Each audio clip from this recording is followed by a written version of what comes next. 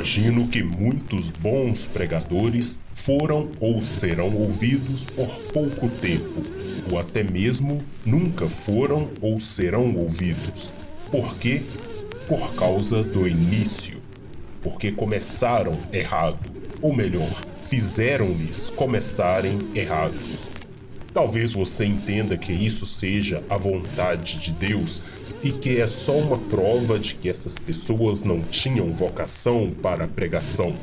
Pode ser. Aliás, não sei dizer. Porém, falarei um pouco sobre o assunto. Se ainda não sabem, nesta programação chamada Backmasking, falo e faço críticas sobre alguns assuntos ou sobre casos que presenciei em alguma igreja ou algumas igrejas. Bem, a pregação pública é algo muito sério.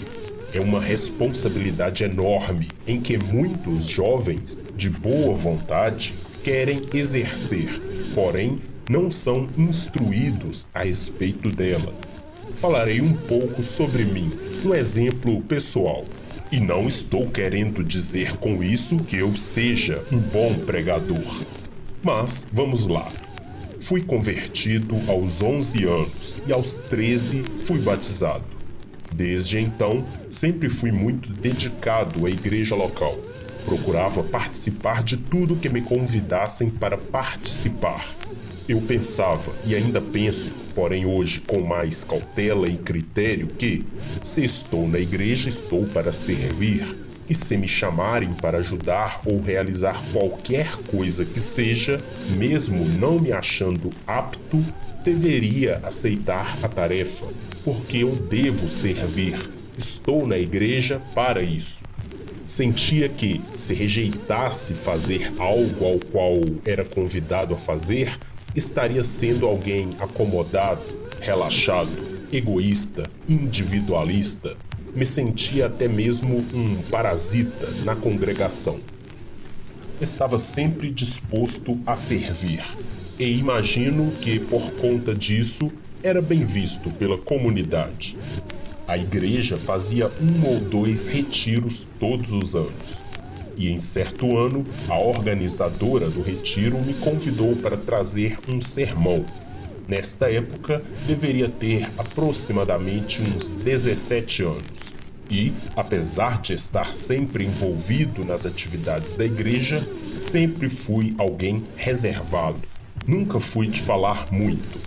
Nunca havia pregado antes. Sim, já havia pregado para colegas, de maneira informal, numa conversa a 2, mas nunca de maneira formal, perante um público de 10 pessoas que fosse.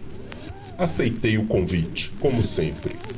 A pessoa que me convidou e todas as outras pessoas da organização, não tão organizada assim, sabiam que eu nunca havia pregado e sabiam da minha personalidade introspectiva, além de eu não passar de um adolescente de 16 ou 17 anos.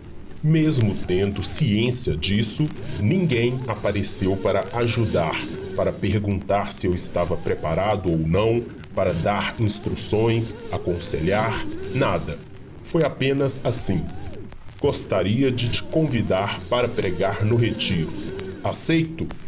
Então te vejo lá. Deus te abençoe. Talvez você pense que a pessoa convidada, no caso eu, deveria procurar ajuda. Sim, eu concordo, mas é muito mais difícil. Por exemplo, lembro-me que isso nem passou pela minha cabeça. Apenas me concentrei em qual texto bíblico pregar, o que falaria. Lembro que havia feito um esboço de 1 página. Isso mesmo, 1 página, e achei que era suficiente. Não tinha a menor noção de como preparar um sermão. Até o dia em que iria pregar, pensei que estava preparado. Fui para a frente dos presentes e preguei.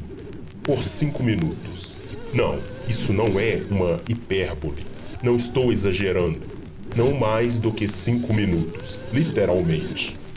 Não estava nervoso e ansioso antes, mas quando vi que não tinha mais nada para acrescentar, fiquei nervoso Tentei falar alguma outra coisa, mas nada de significativo e passei a palavra para a organizadora. Foi um desastre. Meu sermão não tinha conteúdo suficiente e nem coerência o suficiente, o que fui perceber somente depois. Fiquei muito envergonhado e, a partir daí, procurei tentar melhorar. Percebi que este assunto era digno de ser mencionado porque reparei ao longo do tempo que esse problema não ocorreu somente comigo.